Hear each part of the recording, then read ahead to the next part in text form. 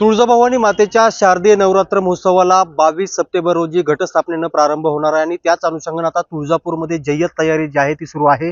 यामध्ये तुळजाभवानी मंदिर संस्थान असेल, त्याचबरोबर नगर परिषद तुळजापूर असेल, यांच्या वतीनं जी आहे ती मोठी तयारी या ठिकाणी करण्यात येत आहे। मी आता घाटशीळ पार्किंग परिसरामध्ये आहे। या ठिकाणी जवळपास 1 एकरामध्ये जी आहे ती भव्य असा वॉटरप्रूफ मंडप उभारण्याचं काम जे आहे ते युद्धपातळीवर या ठिकाणी सुरू आहे।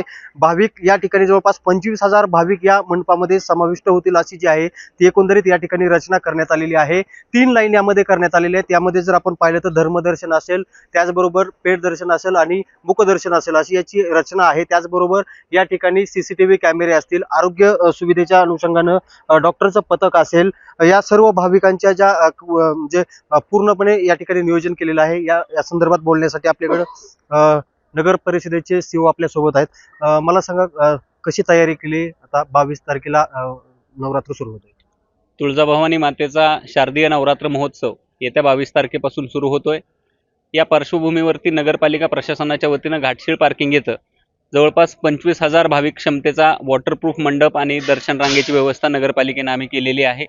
याच ठिकाणी आपण सर्वांसाठी मोबाईल टॉयलेटची व्यवस्था आहे, जे आरोग्य सुविधेची व्यवस्था आपण केलेली आहे। क्लॉक रूम आहेत, चप्पल स्टँडची व्यवस्था इथं केलेली आहे।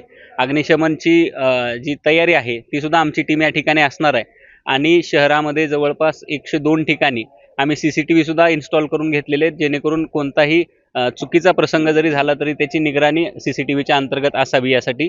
आणि नगरपालिका शहरातील सर्व कामांसाठी अत्यंत युद्ध पातळीवरती जय्यत तयारी करत आहे। नक्कीच मला सांगा, आपण पहिल्यांदाच AI तंत्रज्ञानाचा देखील वापर करतोय, आपण सीसीटीव्ही कॅमेरे बसवतोय, काय त्याच्यावर कशा पद्धतीने ही रचना असणार आहे, त्याचं मॉनिटरिंग कशा पद्धतीने असणार? आर्टिफिशियल इंटेलिजन्समध्ये आपण यावर्षी 7 कॅमेरे एकूण वापरत आहेत। याच्यामध्ये आपले याच्यामध्ये पीपल्स काउंट एक, फेस रिकग्निशन एक आणि क्राऊड मॅपिंग हे 3 फंक्शन आपण याच्यामध्ये वापर करणार, जेणेकरून फेस रिकग्निशनमध्ये जे समजा डेटाबेस असणार आहे त्याच्यामधून एखाद्या व्यक्तीला आयडेंटिफाय करणं सोपं होईल।